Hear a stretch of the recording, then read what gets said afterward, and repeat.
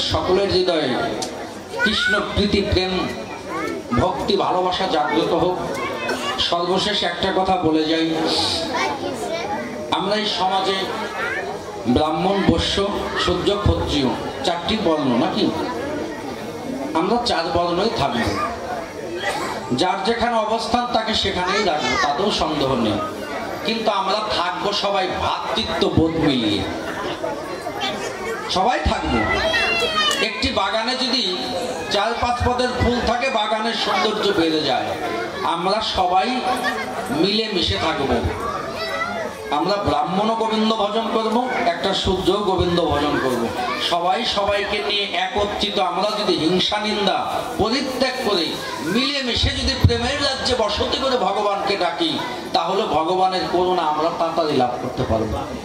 আর যদি হিংসা নিন্দা নিয়ে যে যার মতো থাকি না বাবা, কোটি জন্মেও আমাদের ওই যে সেই কথা কাজ হবে না। কারণ কি, মায়েরা ঝাড়ু দিয়ে দুয়ার পরিষ্কার করে, তাই না? বহু শলা একত্রিত করে বেঁধে ওটা দিয়ে ময়লা পরিষ্কার করা হয়, ঝাড়ু দিয়ে। ওটাকে ঝাড়ু বলা হয়, ঝাঁটা বলা হয়। বহু শলা একত্রিত করলে ওটা দিয়ে ময়লা পরিষ্কার করা যায়। আর যখন ওটা খুলে ছড়িয়ে দেবেন, ওটাই কিন্তু ময়লায় পরিণত। তা আমরা সবাই যদি একত্রিত হতে পারি, যত হিংসা নিন্দার ময়লা আছে সব দূর হয়ে যাবে। আমাদের প্রত্যেকের হৃদয় কৃষ্ণ প্রীতি প্রেম ভক্তি জাগ্রত হবে। আর যদি আমরা একজন ছড়াই ছিটিয়ে থাকি না, এই সমাজে আমরাই ময়লার কারণ হব।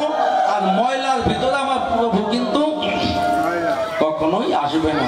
এই জন্য সর্বশেষ এই কথাটুকু আমরা হৃদয়ে ধারণ করে আমাদের মানব জীবনটা সার্থক হোক, এই বাসনা রাখছি। সকলের মঙ্গল কামনা করছি।